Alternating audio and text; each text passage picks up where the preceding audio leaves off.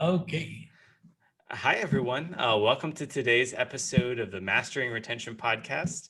I'm really thrilled to be here with Peter Pawan, who is currently Chief Product Officer at Superhuge Studios. So again, I'm Tom Hammond, your host, co-founder of UserWise. Um, Really excited to dive in today. Peter, I talk to a lot of, people in product, game designers, product managers, etc., as that tends to be the focus of our audience. But it's rare that I actually get to talk to like a true founder and stuff. So I'm really excited to dive into that. And, not only are we going to be able to go into the details, but we can kind of take some of those high level type things too, which I think Right. is going to be super exciting. But before we Awesome. do any of that stuff, I always like to ask, how did you get into games? Like, how did you get here? What's your story? Uh, Right. So I've been making games since I was 11. The first time I got a computer to play with. So that was a really ancient computer with a black and white screen, a DOS interface, 4.5-inch floppy drives. You had to load your OS from your floppy, and then you had to load your game from another floppy, and then and we were doing coding on BASIC. Like it was literally QBasic back then. And it really hooked me out. Like the thing is, I loved coding at that point, and the thing was, I loved making like really interactive stuff and writing code, not just to solve utilitarian problems, but to entertain. That was like really awesome for me. That was, as far as I was concerned, that was a never-ending funnel through which I could just. It's just, you know what? It's that. Is that endless rabbit hole that I got into. And I've been making games professionally for about 12 years now. I've been in roles where I'm in the leadership position, like either being a founder, a producer, product manager, or game director. I've been doing that for at least 8 years now. And that is where I do my best work because I tend to go very horizontal. I entered the industry as an engineer. I've done design. I've been a product analyst. I've been an artist. So a lot of things that all combine together. So I think I'm the opposite of what a specialist is. I love to have my hand in all the cookie jars, and it's fun that way. So yeah, that's how I got into it. I'm a gamer. I still play a lot. I don't think that'll ever change. And the beauty is that as a game developer, we are solving complex problems. Like we are not solving problems that are easily defined. We are solving psychological problems and like, temporal problems. Like I'm bored, I don't feel motivated, I'm kind of lost right now. I don't know what to do, and oh, I'm frustrated. I need to calm down. These are the problems that we solve, right? And in a way, we are making digital, addictive drugs, and that is not an easy proposition. It requires empathizing with players, understanding human psychology, understanding how interactive entertainment really works. You have to be an entertainer in your core. Your personality have to be an empathetic, entertaining sort of a person who always is worried about are people bored, which I do, and it's really annoying for my wife. So yeah, and I think my mind was just built this way, and I would be I believe I'm a decent game maker. I would be a really shitty anything else. So that's how I became a game developer. well, that's cool. That's a great story. Yeah, and most recently you were working at Super Gaming, right? Yeah, Uh, that yeah, was a great experience. yeah. I I feel like relocated to Pune for that. It's an amazing team. I think we might have just started working with them on UserWise. So that's fun stuff there. Oh, And then you've now kind of made the switch over to Zarpy and then yeah. kind of renamed to Super Huge Studios. So like, how did that kind of, have you always kind of had the entrepreneurial drive, or yeah, what's the super huge Yeah. story? Yeah, so it was bound to happen. I made my first game studio about 9 years ago, and we ran it at profit for like 2.5 years. But what went wrong with that was that my ambition was too small. Right, I was working at another startup, and I kind of realized that I could do better than this startup is doing. I could maybe just break off on my own and see where it goes. And I just went off as an indie, hired some of my friends, trained them, and we became this. It wasn't a game dev team as much as it was. We behaved like we were a rock band. So, so we were young and we were making stupid mistakes, but we were still making money. We were profitable. We would just show up to office and be like, you know what we're doing, beer and beach, like that's what it is, and we just leave. Like we were the most professional bunch, and we worked like that for 2.5 years. It was a lot of fun. But then the thing is, within the first 6 months, I achieved what I wanted to do. I did better than the startup I left. And the thing is, then I didn't have an ulterior motive. I did not want to conquer the world, and we were young people. We just wanted to have fun and make the games that we love to play. And it was a bonus that there were publishers willing to pay money for it and distribute it for us. But what happened was that after 2.5 years of doing that, it became a little grindy, and we kind of had disagreements and went our separate ways. The company didn't shut down; we broke up basically. So like a band. Typical rock band, yeah, you're right. And then I realized, like, I went into the mainstream. I learned from some really strong people. I had a short but really productive stint at Moonfrog, where I learned from Mark Skaggs. He's the guy who made Farmville. He was the VP of games at Zynga Worldwide, and it was an amazing learning experience. I've had the opportunity to learn from some of the greatest game makers in the world. And I was thinking, like, yeah, I'll go back to this, right? Go back to building a game studio, but at the right time. And I was like, it was coming through. I was thinking it would be more like 10 years before I do one again. And then the right people and the right kind of funding and the right kind of thought process just fell into place. And it was just a Tetris thing built up, and you just need a long, piece to fall in. And I was the long piece, and I couldn't say I couldn't say no. And everything was perfect. It had the right people, they had the right mindset. And so I just jumped. I relocated to Bangalore, and just I had Joshi. I had worked with Joshi. Joshi is one of the oldest game developers in India, right? He's been in the scene since there has been an Indian game development scene. And he called me up and he said, like, hey, I'm making this company. These are the things. I've got this funding. And the first guy I'm calling is you. And I'm like, okay, I'm coming over. So I just relocated. Just relocated 1,500 kilometers and went in, and it was like 2-3 months to set up the company, to set up everything. I've hired a team now. We've been in production for a month. We've been in pre-production. Everything together, we've been working for 2.5 months now. So everything is coming together. That's awesome. Yeah, it's kind of like what they say, when you're offered a seat on the rocket ship, you don't really. Yeah. You just kind of get on, right? It doesn't matter. Like it's now or and you just go. Yeah. And when the right thing comes along, right, you just know that you have to be strapped in for this one. You cannot say no to this. And then there's no.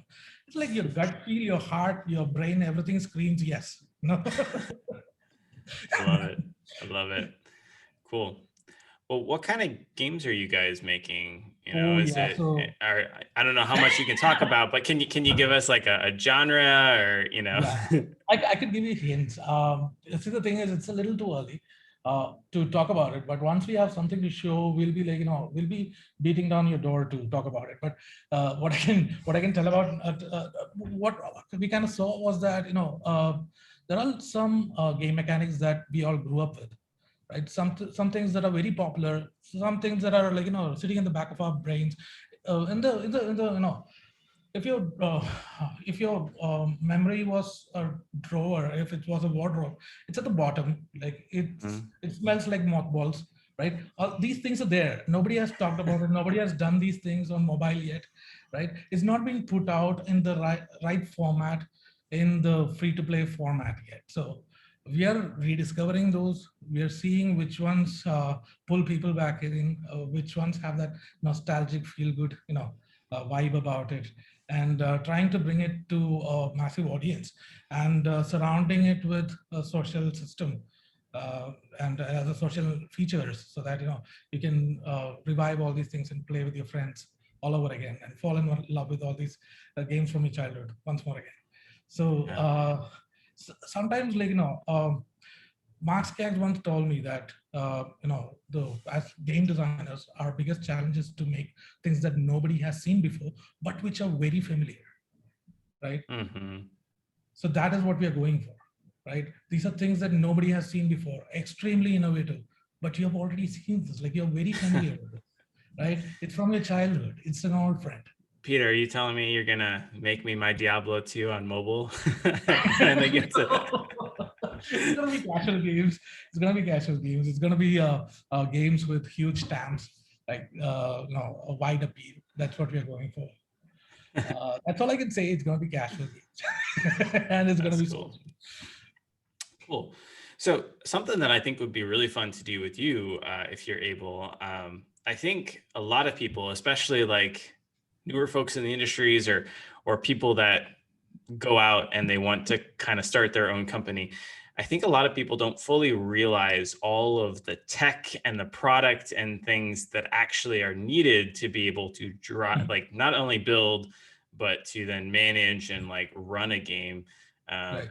I'm curious, like, could we just spend a little time like going through, okay, Yeah. so like if I want to make a new casual game studio, starting from scratch, like what are the different types of things that I would need and why would I need those things? Right. Right. Let me first talk about how it can go wrong. Right.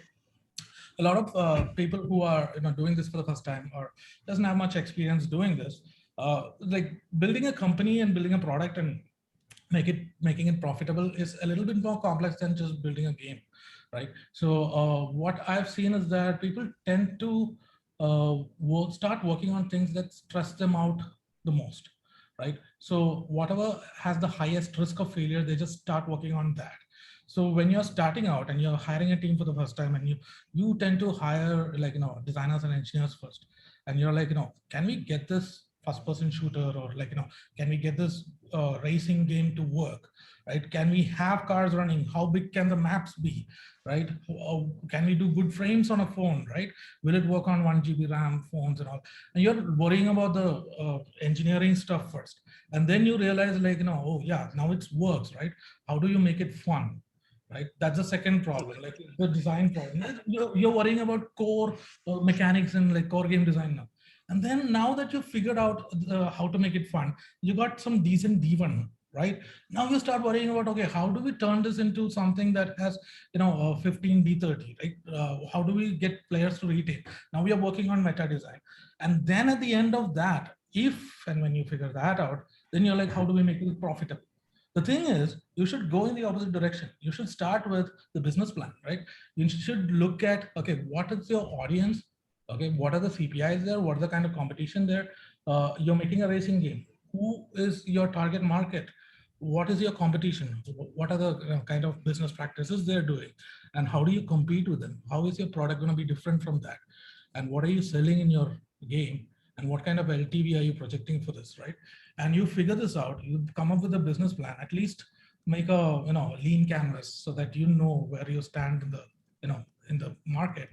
And once you have this, then you do game design, right? You figure out like what is your audience's aspirations, like what really hooks them in, and figure out what your meta layers are going to be, right? And then you, once you know that, the core game design is like automatic, like all of this will inform what the core game should feel like. And then you get a engineer to sit down and be like, okay, what is the technical stuff that we're going to figure out? Like, this is what we want. We need our maps to be this big. We're making a rally game, so every race should be at least 3 minutes long. So that means that we have to do this. Does Unity work? Do we buy some but in practicality, whatever they're stressed out about first is what they handle first.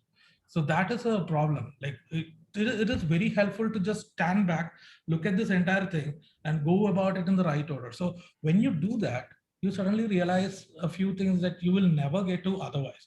Couple of things is like, once you do finish building the product out, you need to have liveops and all that. You start thinking about it and talking about it right on day zero. Once you have this, you start talking about monetization right on day zero, which is a very good practice to have. Another thing is you need analytics, you need attribution, you need user acquisition, right? And you start talking about from day zero. Otherwise, and if you don't follow the straight process and you start with engineering, right, You're going to be starting to talk about this in, day 365 when you have something that kind of runs. And then you realize, you sit down with the engineers and be like, oh, we don't have anything we can sell in the game because we structure our economy this way. How much is it going to cost to like break this entire thing down and rebuild the meta layers in the way this guy just proposed? And they're like, another 3 months, and we have a game that's like live already. So we have that behemoth problem. You build something too big and it's too expensive to change things. So now you're stuck with it, right? I've seen this happen a lot because there's no forethought. They hadn't planned out the entire business first and they just built it. And you know what? When I was in India, I did the exact same thing, right? So I just like, I want to make a physics puzzle, and I'm like, I want to see things exploding on day 3 of development, right? So like, let's make this happen. And the thing is, once the stress goes away and you know that the game is fun, you should be able to call it a gameplay prototype, stop, and just step back and be like, okay, let's figure out the business now, right? And go about it the right way. A lot of people just jump in and start coding the core gameplay just to be confident that it's going to be fun and it's going to work. It's okay. Like, but at some point you have to call it, okay, that's the gameplay prototype. We have proven that the gameplay is fun. Now let's produce it the right way. I think that one thing can make a lot of difference. So a couple questions, which I've actually gotten before, and I'm curious how you would answer them. So the first one, start with that kind of competitor analysis and like what's going on, what's the landscape look like, what is my CPI likely going to be, what sort of LTV do I need to be shooting for? So that's cool, but do you have any like tips or tricks of how can I identify, like if I'm making a casual game that's going to compete with Candy Crush, how can I figure out what their CPI is? And is there any way that I can figure out like roughly what their LTV is? Obviously that information is proprietary within their company, but like, are there rough ways? You could go to App Annie, you could go to Sensor Tower and get their estimates on what it's going to be. But then it's a crapshoot. You really don't know, right? The only way to really know is to run a test UA campaign and see what those prices are going to be. So the thing is, when you talk about running a test UA campaign, you're thinking like, oh, that's after the product comes out, right? You don't need anything. You just need a bunch of screenshots of UI mockups, right? And you set up, on Google Play, you set up an app and set it up for a pre-register. And like now, you run those UA campaigns and see what's the click-through rate for the kind of screenshots that you made, right? And then you can play around with the screenshots. You can change the features that are exposed in the screenshot. You can change the art style and run different campaigns and A/B test them against each other. So without building the game, without writing a single line of code, with just visual mockups of what the game is going to be, you can basically A/B test the value proposition with your target users and see which ones that they are attracted to, which ones get them to click on, like which ones get better CTRs and better conversions on the pre-register. And then what you can do is you can also figure out what is your awesome target market going to be. Like you know that you're competing with these guys, but you get to now when you run these acquisition campaigns, you get to fine tune your targeting, and you get a lot of information about which kind of groups give you the best CTRs for the kind of value proposition that you put out. And what happens is that this kind of informs your business plan later, right? Because you keep iterating on your business plan, and after you've done this, you do spend a lot of money like getting these pre-registered, but it tells you what product to make. So in that sense, it's like proper ROI. At the end of the day, there is definitely proper ROI. In contrast, I've seen some Indian game studios where they like built the entire product out. There's no MTP, there is no MVP. They just put the full thing out, and then they do acquisition, and then they realize, okay, there's no product market fit. Like we made this for the women, but the women want something else. And then they're like, who else could play this? Because it's a behemoth and it's too late to change things. Yeah. So we can completely avoid that. You can start testing a product even before you start building the product. That's really good. I like that a lot. And that would give you information about the CPI also, of course, right? Because you are running UA campaigns. It costs money to get that information, but that expensive information is actually valuable. I remember one time somebody was telling me they could do something like, Well, if you can just get the video that whatever game you want, let's say Candy Crush in this sense, and then you can set that up as like a Facebook campaign, just point it to their actual URL.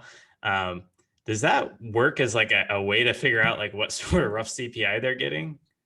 I've not done that yet, but that's something that I'm gonna try out. Yeah, they were like, well, I mean, they won't mind because they're just getting some free installs, and we'll have better trackable metrics. I've never tried that. I've never heard that before. But now it's it's getting my gears running now. Well, you can keep that one for free. If you use it, let me know if it actually works. I've Yeah. not tried it. Cool.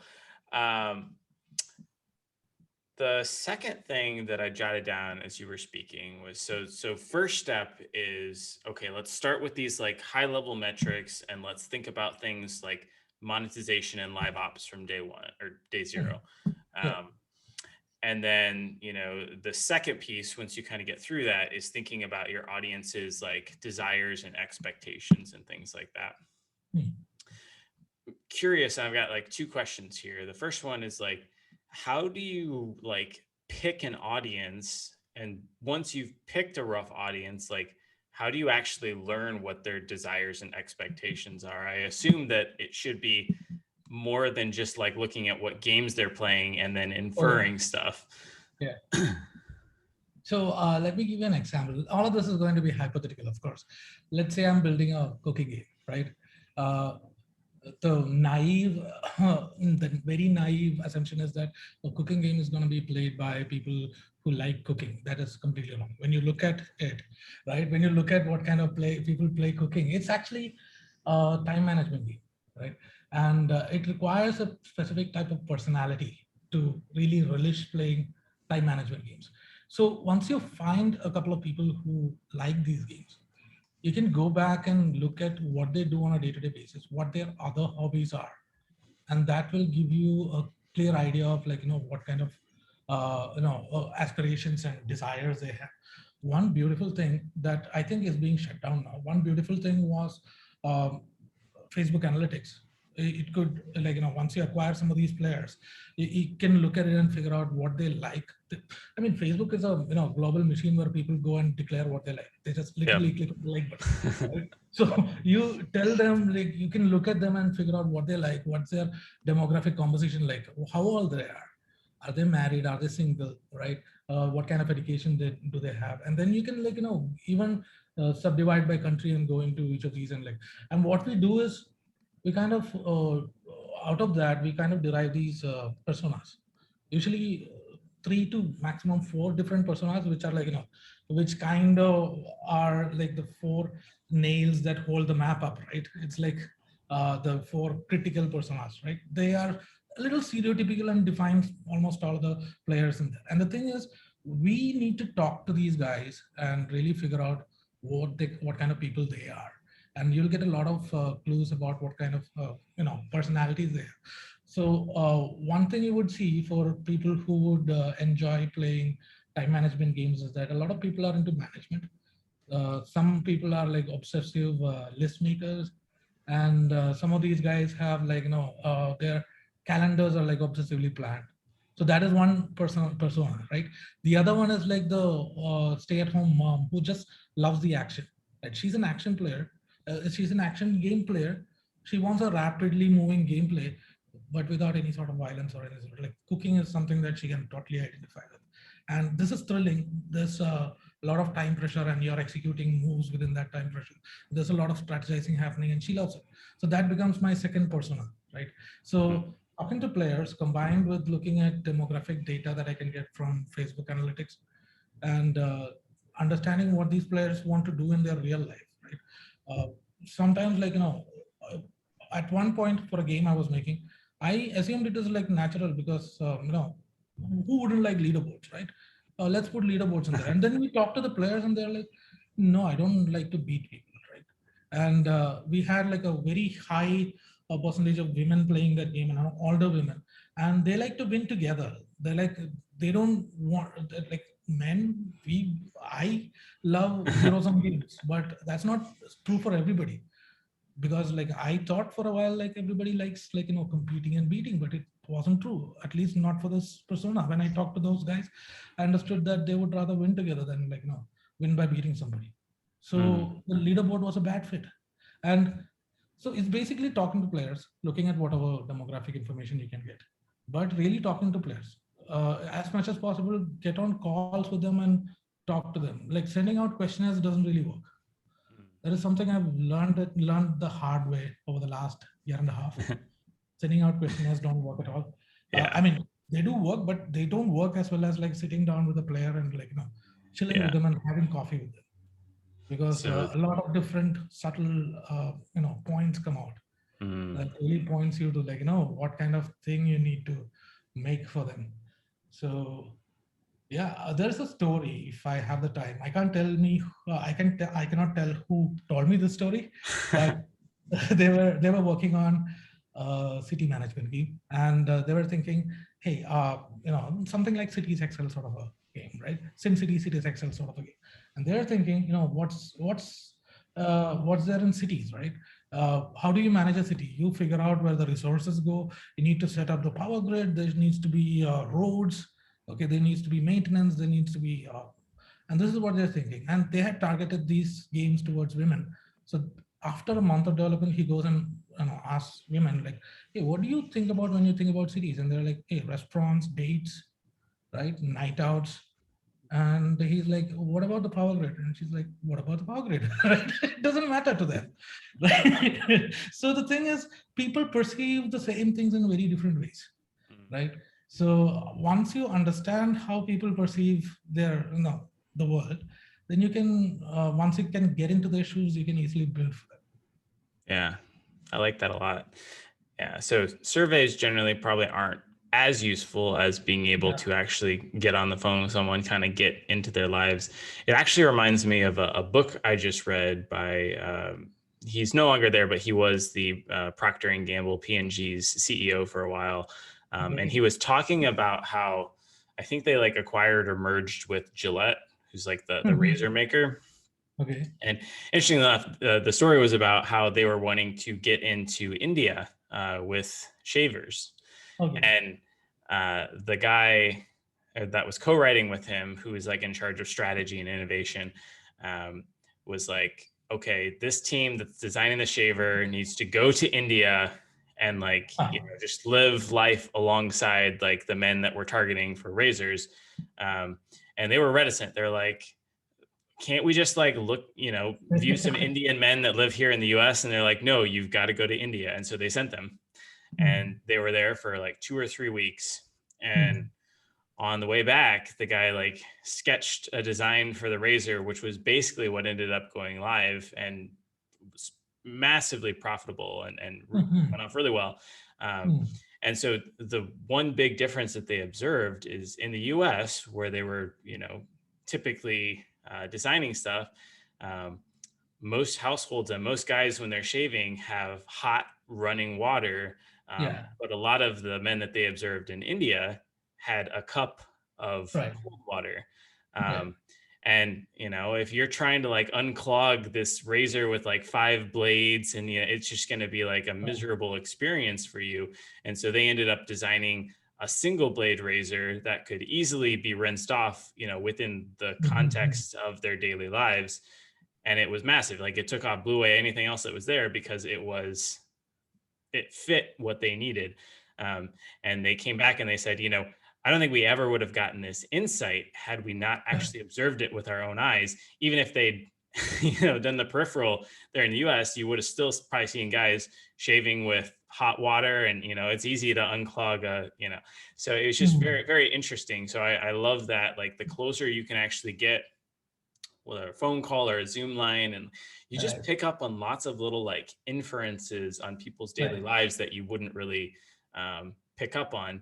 Another sort of thing that I thought was super interesting. This was a different book, and it was by the lady who took over like the Hamburger Helper brand for whoever owns that, which is like a type of food. And at the time, it was kind of floundering in the US. They had Hmm. like 30 or 40 different variations of Hamburger Helper, which is kind of like a pasta ish deal where you just like you buy it and then you brown a pound of beef and then you just like throw the noodles in, and it's like, kind of easy, but kind of cooking. Okay. And they went and they actually shadowed some moms that were like trying to make dinner at home. And, they're talking about this woman who's got like a kid on the hip and like Right. another child running around screaming.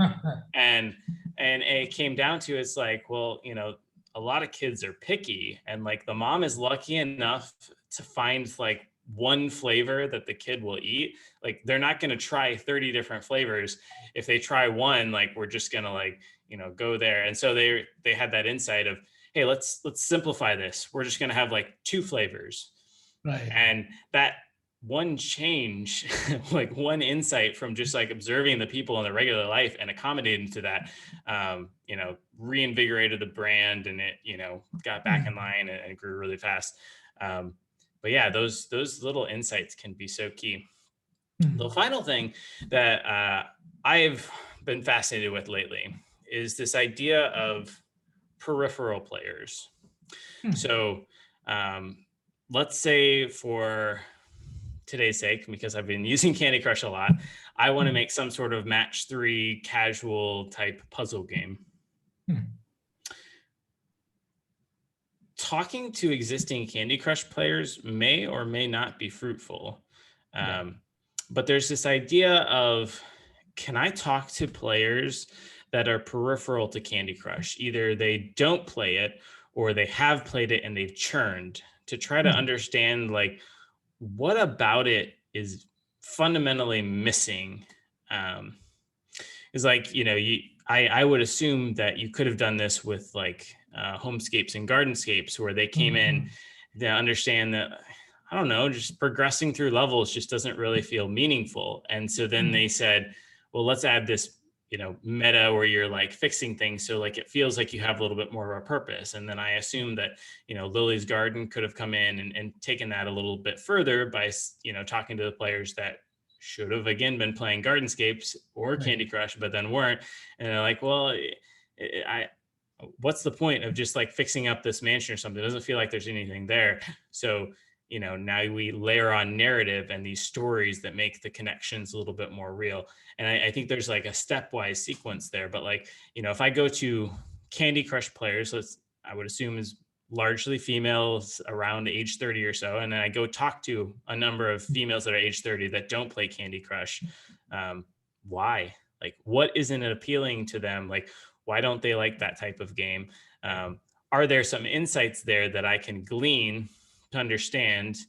Because chances are some people that are currently playing Candy Crush might even be suffering from that same problem, but they just are like, well, this is just how it is, and I just kind of have to live with it. And if you actually deliver something that solves that problem, they might be willing to, come check out your game. But that's kind of the peripheral idea. I don't know if that kind of makes sense. I have a take on that.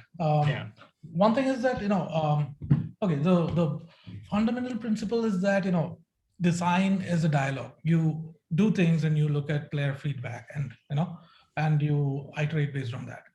The thing is, while that said, Ford also said that, if while he was making his first car, if he had went and asked the player what he wanted, he would have asked for a faster horse, mainly because the user is not a mechanical engineer. He cannot perceive or think or imagine of all the amazing things a car could be, right? And if I go to a player, I went through this just a month ago. That's why. If I go to a player and ask him like, hey, you're playing this, what are the problem you're facing? And the thing is, he'll be like, I'm bored. So why exactly are you bored? And then he's gone, right?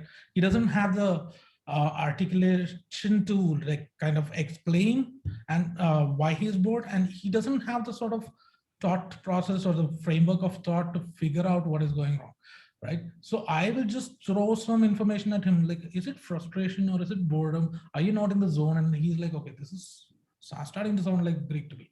So what I kind of found was that I got some advice, like instead of asking people what they want, because they are not game designers, they cannot design the game and give you an idea that you go and execute, because you're the game designer. You come up with all the stuff. The players can't do this, right? So instead of asking them what they want, try to ask them what their pain points are, right?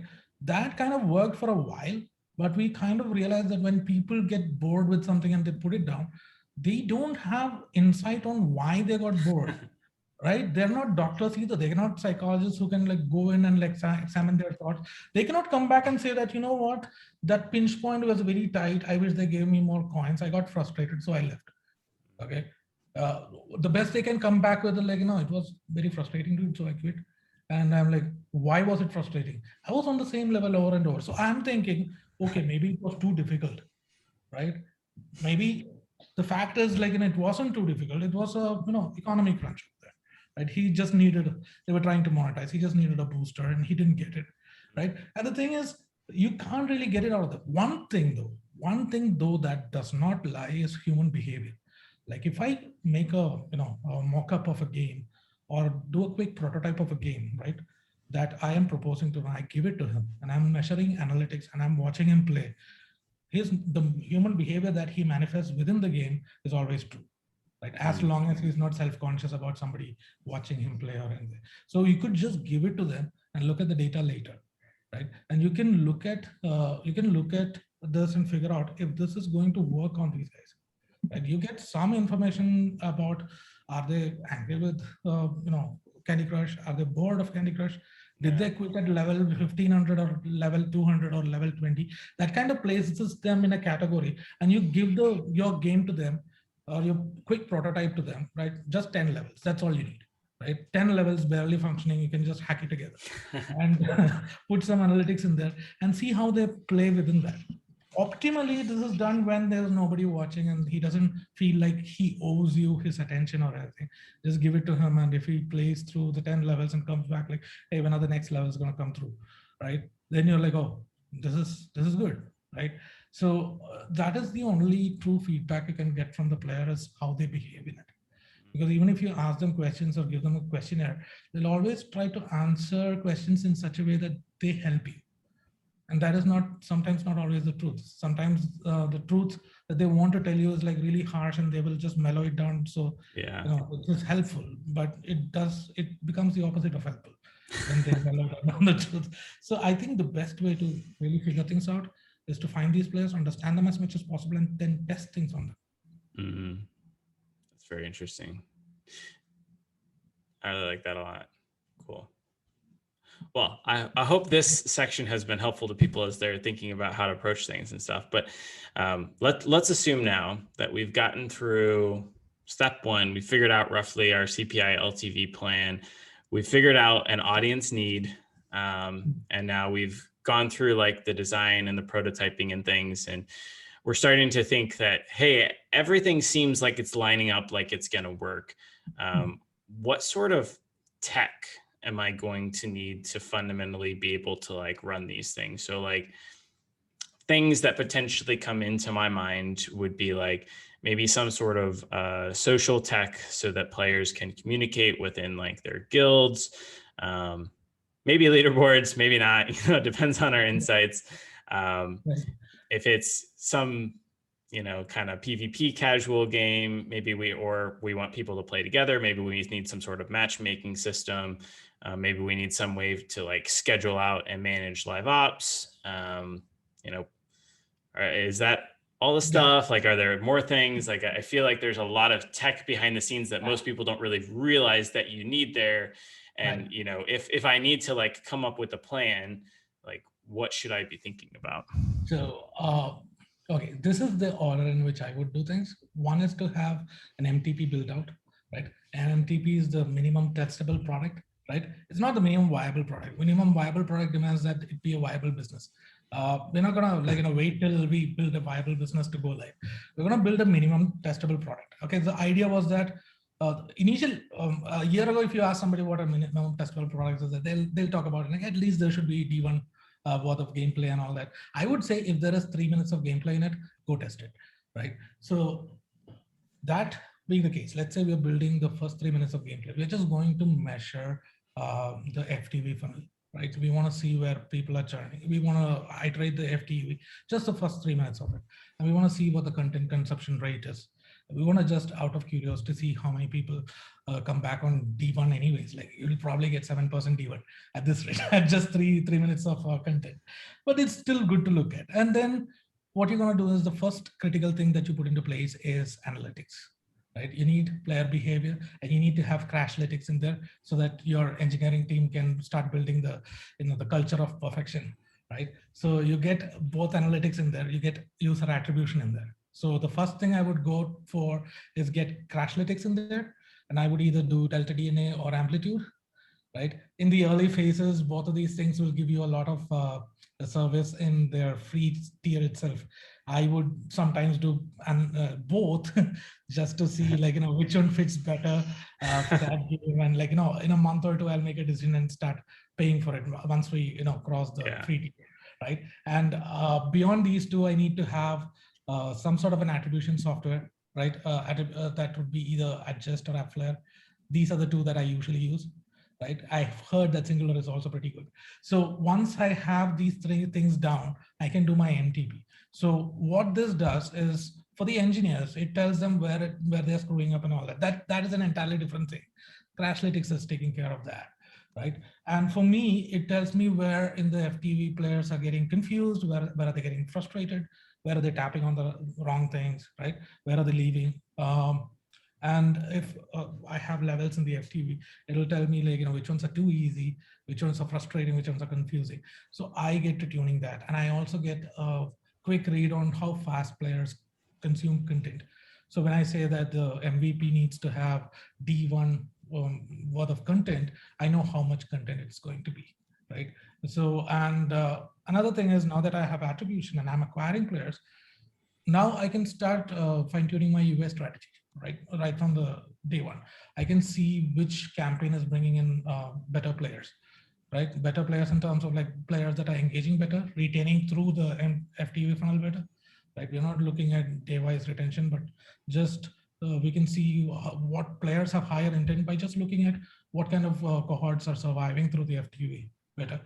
And so that gives you a lot of insight on what kind of players, like, we are already starting to do product market fit on, and the thing is, if you do it right, you can have an MTP out within 2 months of starting production, right? Pre-production and production together within 2 months, within 8 weeks of it, 6 to 8 weeks, you get your first MTP out, right? It's going to be embarrassing. It is supposed to be embarrassing. The MTP is something that you wouldn't want to show anybody, right? The founder of LinkedIn says that if the first release is not embarrassing, then you've waited too long. I forgot his name. So that is what I believe in. So once you have these three things in place, right, then you can start worrying about, what kind of server-side stuff you want. Either you build it in-house or you sign up for some backend as a service platforms, right? If you need multiplayer, if you need player data storage. So that all comes later. And I've seen cases where, to get things out quickly, so that we can test things quickly, you just sign up to a BAS and get things moving. And once these things are working and you know exactly what the design of the product is going to be, you can just build a parallel system in-house, which replaces the BAS, and you can transfer your users there. So that means that the effort invested into the backend stuff reduces because you already know exactly what you want to build, right? That is one thing. And then while you approach liveops, right, as you start approaching, and the moment you start, talking about push notifications to improve retention, to reactivate players and all that, that is where you get into a situation where you can cohort players based on their data and send notifications. I've used Swerve in the past. It's been amazing, but it's pretty expensive. But I think PlayFab also does a pretty good job. I'm going to test that out. So these services are very important because they will let you find cohorts and set up automated push notifications for various cases. So you can do churn prevention there. You can do reactivation if somebody has not been coming in. You can trigger features specifically for them. You can have a retention calendar activate on the daily rewards just for those guys. You can have push notifications go out with rewards. You can trigger features. You can trigger specific mode unlocks, right? Depending on what cohort your players falls into. So if you see that there is a new cohort of group of players coming in from Germany since last week, and these guys are like really high engagement, and you're like, okay, I want to opened this PvP feature earlier for them, right? And Yeah. you can, if you've done your configs properly on Swerve, you can actually have a logic put in there that sends a push data which just unlocks PvP earlier for them. Okay, so you can do a lot of stuff if you have online config, if you have A/B testing properly done, and if you have push notifications with, no, you can cohort and send push notifications automatically. So once you have that, you're pretty much good for liveops. You can use the same tech to trigger events and all that. This is the order in which I would go. But the first thing is always Crashlytics, analytics, and attribution. Like, doesn't Yeah. matter. Like, these three go in first. Yeah, that makes sense. I've used Amplitude for analytics, and I actually kind of love Amplitude. But does Delta DNA give you enough? Because I've heard people kind of say it's very like high level analytics in Delta DNA compared to being able to like actually change and dig into things a little bit more with Amplitude. Like, does it get you there, or is it just kind of you need something good enough to get going and you can always improve later? So let me give you my background. At one point, needed to have, I was a control freak and I needed to have full control over the analytics and I needed to have full control over the data. So I just built my own system, which is apparently still in use is what I've heard. So we had this built out of AWSMA and Redshift. And this was, it's all custom code, custom ETL, and like, custom code that automatically runs and pre-aggregates, and everything is like stored in tables. And we have these, what do you call it? The Tableau, these worksheets that you can go and access these data from. So the thing is, that is entirely hand coded. That's all custom SQL coded. And that is beautiful because I can build 100% of all the graphs I want, right? Amplitude, on the other hand, without touching any code, it will let me build 85% of all the graphs I want. Right? When you're building a new product and you don't have the time to sit and code and all that, right? And the product changes a lot, especially in the first few months, the product just changes a lot. Your data model is going to just go all over the place, right? Today you have progression, the next week you don't, right? You have PvP first instead. So all that can happen. So at that time, Amplitude is amazing, right? And Delta DNA kind of falls in between both of these because Delta DNA can't answer more than like 35% of your questions without code. But the thing is, it does give you SQL access. So it's supposed to, provided you're willing to, fight with SQL, it could potentially give you 100% of all the answers, right? But I haven't dug much deeply into it. I've been meaning to. This product that I'm working on, I'm going to explore Delta DNA also. And there's a very good probability that I might end up deploying Delta DNA here. I'm never going to build my own system again. that is way too much pain. But the thing is, because we built it ourselves, it became very cheap to operate. And at that time in the studio, it was necessary because like I was trying to get people to start using analytics and build products in a data-driven manner. And while people don't believe in it completely, it is very hard to get funding for this. So it was just build it in-house, demonstrate value, and then graduate to something bigger. And then we ended up just married to that system for a long time. It's hard. Like once you built something like internally and it like everything's centered around it, it's like the cost and the risk. It's quirky because it's quirky, but all of it works, so you love it. So like it works. And the thing is, whatever you need, you can just build it. Like you can just go in half an hour of coding and it's there, right? Yeah. So if you want something that wants some sort of a graph that Amplitude doesn't have, you really can't do anything about it. The thing is, Amplitude does answer like almost all of the problems. If it's just enough, but it's expensive. Like if you have funding, I think that is a primary choice. Like that is my choice number one still. Love it. That's great. Well, I know we're about out of time here, so I have the last question, which I always ask because it is the Mastering Retention podcast, of course, which is, what's one tip or trick or lesson that you've learned over the years to help increase retention? Is there anything you've learned that helps to keep players around for longer? So this might sound odd, but the standard definition of churn is that, players didn't come back to your game for n days, and the value of n changes depending on what studio and what kind of product you're talking about, right? Anything from 10 to 30, right? Here's a new definition of retention. Player has churned from your game when he has stopped thinking about your game. Like if he stops playing, but he's still going on Facebook and he's seeing your content, he's still going on Instagram and seeing your reels, right?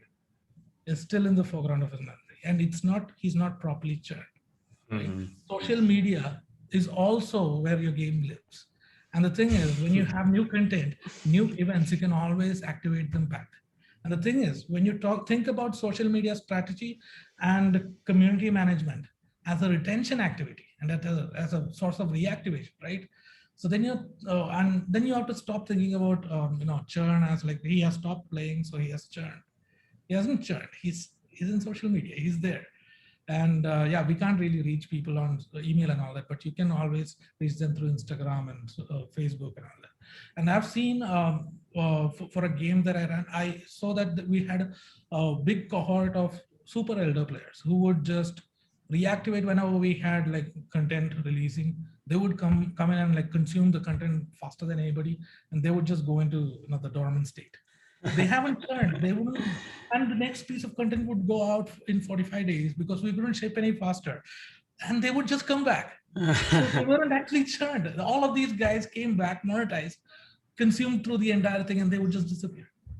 And that is glorious. Like once you think about that, and once you figure out what can reactivate those guys, right, and what can keep them engaged, that can really take you places.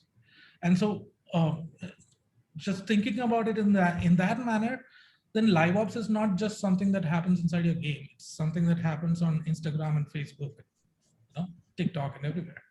Yeah, that's great. I love that. Well, thank you so much, Peter. This has been a real pleasure.